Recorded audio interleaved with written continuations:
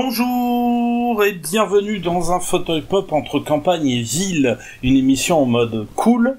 En ces temps de crise, je vous emmène au milieu des classes populaires pour parler rêve d'émancipation, jeunesse et lutte des classes. Aujourd'hui, nous allons parler des feel-good movies ou des films qui nous font du bien, de Frank Capra à la saga Rocky, en passant par La Couleur pourpre, Le Cercle des poètes disparus, My Name is Khan ou Le Grand Bain. Il y a tout un cinéma pour se sentir bien. L'histoire, comme souvent dans ce qui nous intéresse chez Fauteuil Pop, y est très codifiée. On y suit monsieur ou madame tout le monde, héros ou héroïne de tous les jours en quête d'un dépassement de soi salutaire. Il s'agit de contes sociaux renfermant des images et thématiques à la fois universelles et d'actualité. Le héros y est souvent issu d'un milieu à la marge ou défavorisé et relevant un défi à la David contre Goliath. Ce type de récit questionne notre rapport à l'échec, à la réussite, aux batailles du quotidien et à tout ce qui constitue notre vie. Mais quel film puis-je vous recommander pour découvrir le genre ? Par exemple, il y a tout ça dans 20 dieux, sorti en 2024. Louise Courvoisier en est la jeune réalisatrice et c'est son premier long métrage. Le film a été à plusieurs reprises récompensé, notamment à Cannes. Mais de quoi ça parle ? Toton, un jurassien de 18 ans, doit s'occuper de sa jeune sœur de 7 ans, à la suite du décès de leur père. Pour subvenir à leurs besoins, il tente de fabriquer le meilleur comté de la région, afin de remporter la médaille d'or du concours agricole et 30 000 €. Mais est-ce que ça fait le café ? Ou est-ce que ça n'est pas un pétard mouillé, comme il en sort beaucoup des festivals ? Disclaimer à l'attention de tous. Ici, je divulgage beaucoup. Alors gare aux spoilers. Ça commence dans une fête agricole par un plan insolite d'un veau installé sur la banquette avant d'une voiture. La caméra suit un homme de dos qui circule entre les badauds. C'est un plan séquence qui se conclut sur un fût de bière qu'on pose au sol. On nous présente ensuite le héros, Toton, qui improvise un striptease devant les convives avinés. Le jeune homme est fêtard et n'a pas froid aux yeux puisqu'il finira totalement dénudé. Le monde agricole semble ici être celui d'une autre époque ou celui d'une certaine réalité. Plusieurs détails, malgré tout, suggèrent la présence de la réalité documentaire dans la fiction. Le casting, d'abord, est composé d'acteurs non professionnels. Clément Favreau, Toton et Maïwenn Barthélémy, Marie-Lise, ne jouent pas. Ils sont le jeune homme et la jeune femme, loin des standards de beauté. Au moment du tournage, Favreau était employé d'un élevage de volailles et Barthélémy une étudiante en BTS agricole. La cinéaste dit avoir voulu filmer des visages marqués par un vécu, ce qui ne signifie pas pour autant que les protagonistes du film exercent pour de vrai les activités qu'on les voit mener dans le film. La femme qui effectue des démonstrations de fabrication artisanale de fromage est en réalité gardienne de prison. Il y a aussi des séquences où on a l'impression que c'est saisi sur le vif. La caméra est comme dans un documentaire. Elle semble en permanence à l'épaule, elle a du mal à faire le point, et il y a pas mal de flou dans les plans. La séquence de la naissance du veau est tout à fait authentique. C'était une gageure pour l'équipe, pour l'actrice, bien qu'elle soit agricultrice. Et pour le veau qu'il ne fallait pas mettre en danger, raconte la réalisatrice. Un des enjeux du film était aussi de donner à voir la véritable fabrication d'un fromage, avec ses difficultés. Le naturel de la caméra, du montage et des interprètes réussit à restituer un travail de longue haleine. On a d'ailleurs le droit à une sorte de training montage. Souvenez-vous, dans les Rocky, il y avait toujours ces séquences musicales où plusieurs plans d'entraînement étaient calqués sur la musique emphatique de Bill Conti ou sur un morceau de rock FM. Le corps de Sylvester Stallone semblait être sculpté par l'entraînement, par la musique et par le montage. Là, on a quelque chose de similaire, mais avec le lait comme matière à travailler et à modeler. Le fromage, avec sa forme circulaire, est un symbole qu'on retrouve à plusieurs endroits du film, notamment avec le groupe que constituent Toton et ses proches. 20 dieux est donc le récit de la construction et de la création à la fois d'un fromage, mais aussi d'une union entre des Gavroches des campagnes. Il y a de l'ambiguïté morale chez Toton et ses compagnons d'infortune entre alcool, chevauché à moto, vol de lait et sexualité débridée. Les personnages s'expriment avec un fort accent et un patois du coin. Le titre du film renvoie d'ailleurs à cette identité sociale et régionale. Vain Dieu, il faut le savoir, c'est une expression et un juron blasphématoire, évoquant la surprise. Blasphématoire car vain comme le chiffre, par opposition au Dieu unique, et vain comme faisant référence à l'inexistence de Dieu. Elle est un héritage du paganisme, le polythéisme antique, auquel les habitants des campagnes ont été longtemps attachés. Je l'ai choisi le jour où j'ai découvert comment on orthographiait cette expression si répandue dans ma région. Cette référence au Dieu, au cœur du monde rural, me plaît beaucoup, raconte Louise Courvoisier. Les personnages du film seraient en quelque sorte abandonnés par les divinités. Et d'ailleurs, il faut dire qu'à plusieurs moments, on va avoir des personnages, soit le personnage principal, soit les personnages qui l'entourent, qui vont s'exprimer comme ça, « Vain Dieu !» Et quelque part, c'est une façon de suggérer cette présence d'éléments qui seraient un peu au-dessus des personnages, comme une sorte de cosmologie, quelque chose qui se passerait à un niveau infiniment grand par rapport aux personnages qui représenteraient l'infiniment petit. Ça rappelle aussi qu'il y a des éléments de la tragédie, par exemple, avec la mort du père et la vie d'enfant perdue des persos principaux. Mais il y a aussi une initiation, comme dans chaque parcours héroïque. Mais tout ça est mélangé avec des éléments de pure réalité. Le rapport à l'alcool est abordé sous de multiples angles. C'est un élément intégrant de l'univers de Toton. C'est à la fois inclus dans des séquences de liesse filmées sans jugement, comme cette séquence du début, mais c'est aussi une source de problème. Le père du héros a visiblement un souci de boisson et se tuera au volant en rentrant chez lui après un bal arrosé.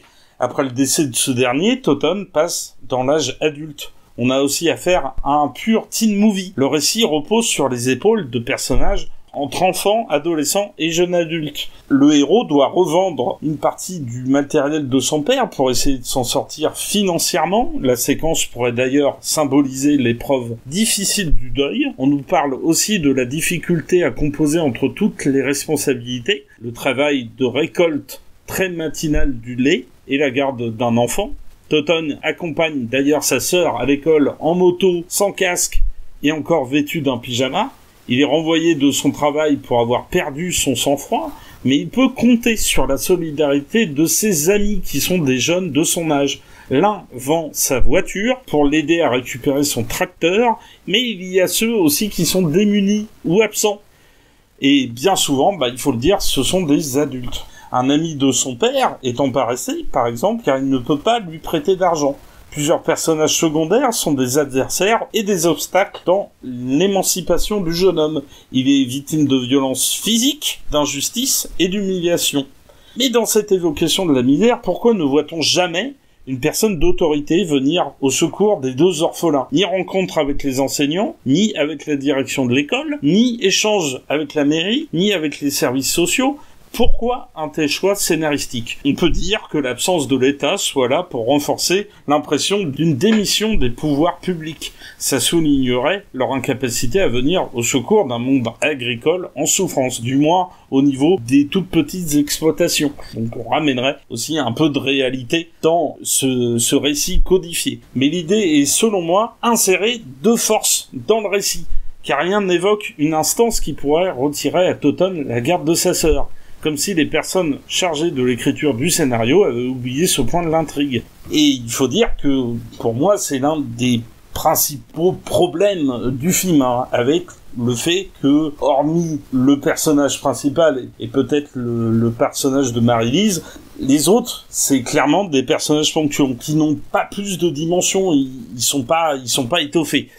Ça amplifie aussi cette sensation de voir défiler devant nous des images d'un monde rural, d'un autre temps, comme dans un western. Ça va de pair avec le fait que les personnages principaux sont des jeunes adultes. L'État, comme la maturité, semble avoir déserté l'univers de Toton. Lui, c'est Peter Pan, traversant un monde rural imaginaire. Comme chez John Hughes, Steven Spielberg ou Chris Columbus, la jeunesse est l'héroïne en chef. Dans les récits d'adolescents triomphants outre-Atlantique, il y a toujours une sensation d'assister à une chronique d'un autre temps. Dans le roman court Le Corps, Stephen King nous emmenait en 1960 pour suivre un groupe d'adolescents partis à la recherche d'un cadavre, dont la découverte les ferait passer à l'âge adulte. L'œuvre littéraire sera adaptée au cinéma avec le film Stand By Me. Dans American Graffiti, au début des années 70, George Lucas racontait sa jeunesse au début des années 60, entre courses de voitures, rock'n'roll et drague. Dans les Gremlins, Retour vers le futur, les Goonies ou Christine, on revient au propre comme au figuré à un passé fantasmé. C'est pour mieux confronter les jeunes héros à la dure réalité. Pour les Américains, elle prend la forme de la violence politique, de la corruption, du Vietnam, du libéralisme économique ou d'une société ultra-puritaine et raciste. Ici, une chanson de Jimmy Rogers aide encore plus à se propulser dans une féerie et une fiction allégorique. Mais dans le dernier acte, le héros ne peut pas présenter son fromage au concours régional, car il ne possède pas l'appellation d'origine protégée, l'AOP. Intervient alors cet élément de pure réalité, comme une claque lancée à la figure des rêveurs et des spectateurs. Mais cet ultime obstacle, qui semble insurmontable, n'est pas une fin en soi. Le héros va comprendre, en parallèle, qu'il ne doit rien abandonner, que le succès lui viendra en temps et en heure. Face à l'ensemble des épreuves affrontées, le jeune fromager est aidé par ses compagnons de misère, ses deux sympathiques amis et une petite sœur pleine de malice. Le personnage, il n'arrive pas à gagner le concours, mais dans la scène finale, on va quand même célébrer une réussite. Et cette réussite, c'est la réussite d'un de ses amis, celui qui conduit des voitures et qui participe à des compétitions de stock car. Et quelque part, c'est aussi pour montrer que, finalement, ce héros issu de la classe populaire, il a un tel sens de la solidarité qu'il peut tout à fait se contenter du bonheur de ses compagnons de misère. Il n'a pas forcément, lui, besoin d'être au devant de l'affiche. Il peut tout à fait célébrer avec les autres la réussite. Et ça, moi, je trouve que c'est quand même un assez beau message. Pour revenir sur la petite sœur, ça n'est pas un personnage féminin en détresse, mais une source de réconfort et de conseils. Elle va jusqu'à faire renaître symboliquement son frère en lui teintant les cheveux en mauve. À côté d'elle, il y a Marie-Lise, une jeune exploitante agricole. C'est aussi une femme forte. Elle montre peu d'affection face à Toton, victime de ses deux brutes de frères. Pourtant, elle devient une figure nourricière en donnant le lait au héros. J'aime beaucoup ce moment où elle l'aide à brancher le tuyau à la cuve pour remplir la citerne de son camion. Lui ne sait pas s'y prendre. Elle, avec rudesse, elle lui montre comment fixer les deux embouts. Marie-Lise est à la fois une mère et un love interest. Toton en tombe amoureux en même temps qu'il lui vole du lait. Il découvre la sexualité avec elle. Dans les premières minutes du film, le jeune homme finit au lit avec une demoiselle avant d'être victime d'impuissance. Marie-Lise lui apprend donc à collecter le lait et à satisfaire des appétits charnels. Finalement, au cours des second et troisième actes, il rencontre une fromagère, Marie-Lise, et cette dame, plus âgée, maîtrise des savoir-faire anciens. L'une confectionne des fromages, quand l'autre fait accoucher une vache. Dans les dernières minutes du film, on assiste à un début d'apprentissage. Toton, s'il n'a pas réussi à gagner le concours, semble bien parti pour se perfectionner. La femme prend la place ici des hommes et de l'État. C'est la nature et la ruralité, à la fois nourricière, conseillère et source de savoirs ancestraux. Elles permettent au héros, jeune homme gringalet et hésitant, de conquérir l'espace comme un cow-boy de western. La comparaison peut paraître incongrue, et pourtant Louise Courvoisier revendique les rapprochements avec le genre.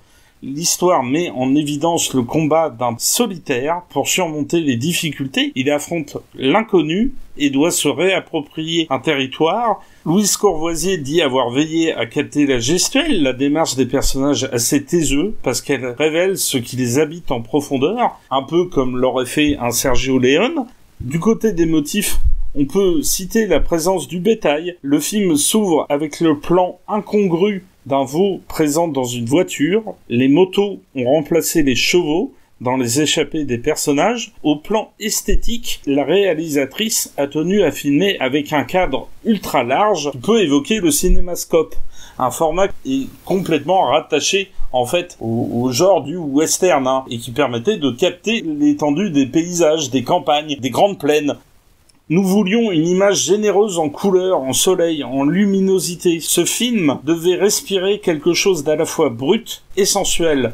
Vingt dieux est donc un film poétique, organique, qui propose une fable rurale inspirée du réel. Ces actions qui semblent prises sur le vif, son casting composé de tronches et un filmage inspiré du documentaire ne doivent pas cacher l'essentiel. Vous avez affaire ici à une fiction entre fable rurale, conte social, western initiatique, teen movie et feel-good movie.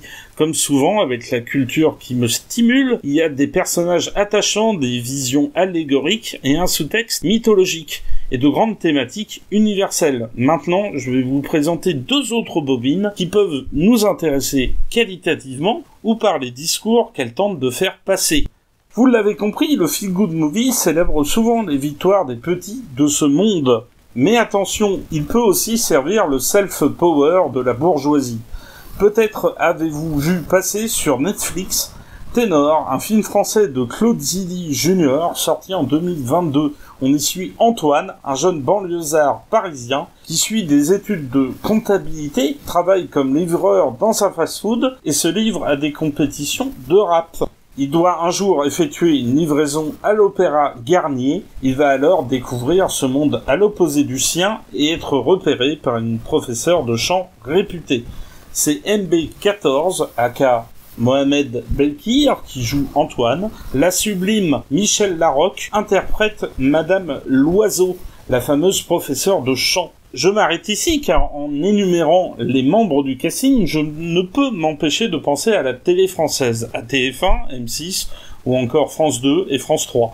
MB14 a participé et fini deuxième de la 5e saison de The Voice en 2016. Michel Larocque a commencé à la télé avec Pierre Palmade, Muriel Robin ou Jean-Marie Bigard, mais c'est aussi une très grande habituée de la troupe des Enfoirés. Et de nombreux personnages secondaires sont campés par des habitués de séries télé comme Capitaine Marlowe, Plus belle la vie ou Un si grand soleil. Voilà des interprètes taillés dans le moule normatif de la petite lucarne. Les acteurs et les actrices livrent toutefois de bonnes interprétations, pouvant nous tirer quelques larmes, comme lors de la scène finale. Il faut dire que cette chronique sociale profite de sublimes performances de chant. Il y a une certaine justesse dans le jeu, et un certain nombre de scènes de comédie peuvent faire rire. L'histoire a beau être déjà vue, il y a malgré tout de belles scènes.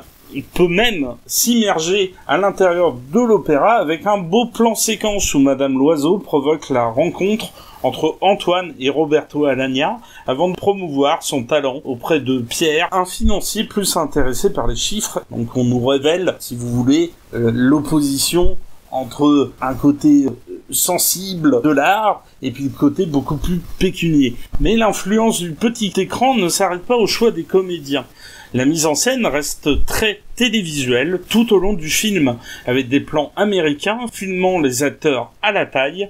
Pourtant, les codes de la réalisation auraient pu être cassés par la présence de la musique. Les airs opératiques qui correspondent à Madame Loiseau et à l'Opéra Garnier auraient dû permettre à la caméra d'être plus ample et épique. Les sonorités hip-hop qui surlignent l'identité banlieusarde d'Antoine auraient pu donner lieu à un filmage et un montage plus brusques. J'en veux pour preuve la façon avec laquelle MB14 tétanise la caméra quand il chante. C'est vraiment très très impressionnant. Je me souviens aussi du moment où Madame Loiseau écoute dans son appartement parisien un morceau de Feu Tupac.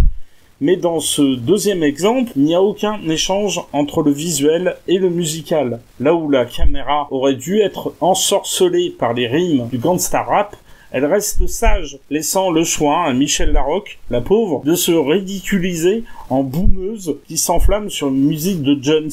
Si vous voulez avoir le contre-exemple de cette séquence, regardez La haine de Mathieu Kassovitz, avec sa séquence incroyable où une caméra survole la banlieue au son de Nick la Police, de Cut Killer, mais comme dans 20 dieux, on retrouve les codes du conte. Antoine, c'est en quelque sorte Cendrillon, mais version ghetto. Il y a du déclassement social. Antoine devient ainsi un extraterrestre pour ses amis et son frère, mais il l'est aussi pour les habitués de l'opéra.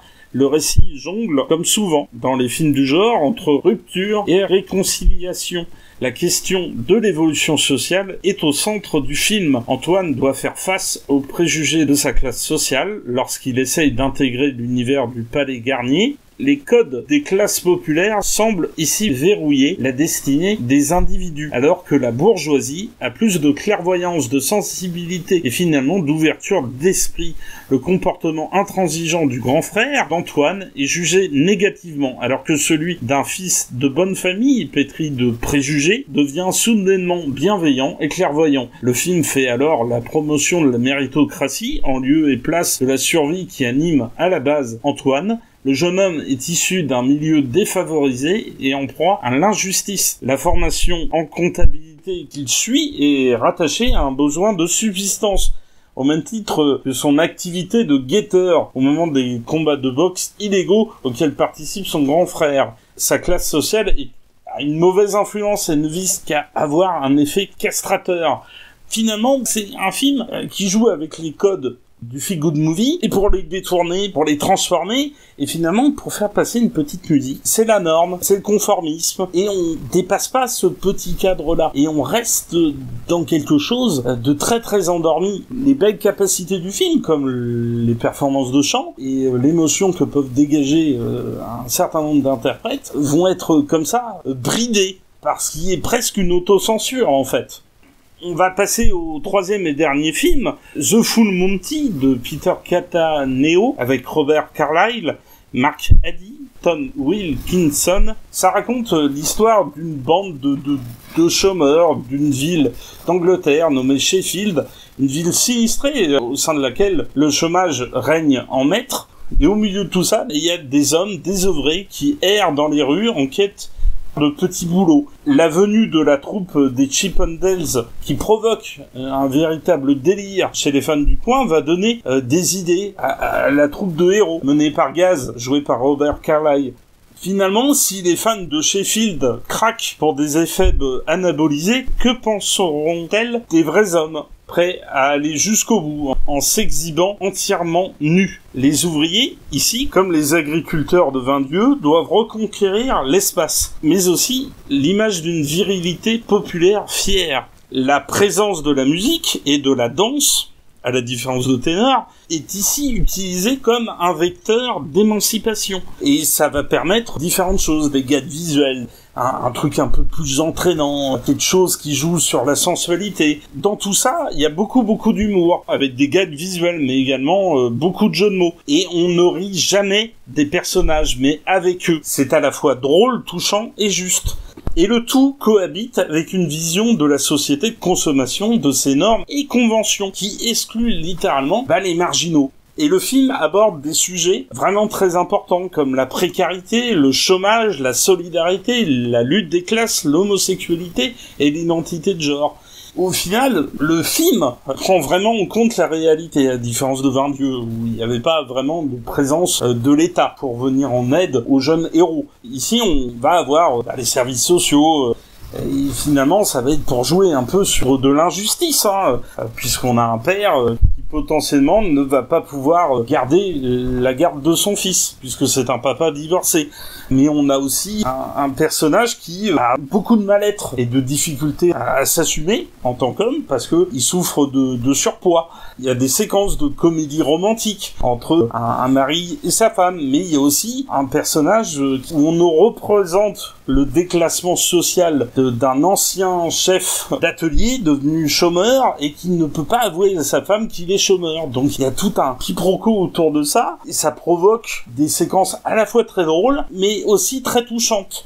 Et tout ça est mélangé, et ça crée une vraie ambiguïté. C'est aussi un film choral, avec une alliance de personnages qui ont chacun leur importance au sein du récit. Et au final, les héros du film, c'est un peu 6 petits David, têtus, gros, maigres, noirs, blancs, grands, hétéros, homo, chefs et ouvriers qui lancent un défi à un Goliath moderne. Alors oui, le défi, il est minuscule, mais il est également dérisoire et irréaliste, mais c'est quelque chose d'utile, parce que c'est à leur hauteur, en fait. Et finalement, le défi lancé, c'est pour faire un pied de nez à leurs oppresseurs, comme a pu nous le montrer de nombreuses fois l'histoire, les oppresseurs commencent toujours par déshabiller ceux qu'ils veulent humilier. Alors qu'ici, c'est en se dessapant que les héros retrouvent leur dignité perdue. Ça ravit, ça enthousiasme, ça euphorise tout. Et c'est vraiment pour ça que The Full Monty, c'est vraiment un film primordial. Pour paraphraser et répondre à Renaud, David et Goliath, ça marche encore, les plus petits peuvent se débattre et triompher. 20 Dieux n'est pas un film de festival chiant et déconnecté, c'est un film basé qui n'essaye pas de dépeindre un monde rural réaliste, c'est une fable tendre sur la jeunesse, où les beaux paysages côtoient des personnages plus vrais que nature. En apparence simple, le film dissimule bien sa richesse thématique et son sens du langage visuel. The Full Monty, c'est du même tonneau, avec son récit de prolos, chômeurs et banlieusards revanchards. Dans les deux films, on y parle et on s'y comporte avec sincérité. On y est amoraliste, avec la volonté de s'opposer au pragmatisme et à la raison. Ces films doivent nous empêcher de tourner en rond. Ils peuvent nous permettre d'aller en groupe, en ligue, en procession et tout seul, à l'occasion, continuer à nous battre. Ténor, au contraire, je devais vous en parler pour identifier un processus d'endoctrinement aux règles normatives, dissimulé dans une formule de conte universel. Alors debout, les damnés de la terre, les forçats de la faim, les femmes esclaves, les immigrés déracinés ou les fous de culture comme moi. Foncez découvrir ou redécouvrir ces trois films pour préparer au moins dans vos cœurs et vos esprits un soulèvement, une désobéissance, une révolution.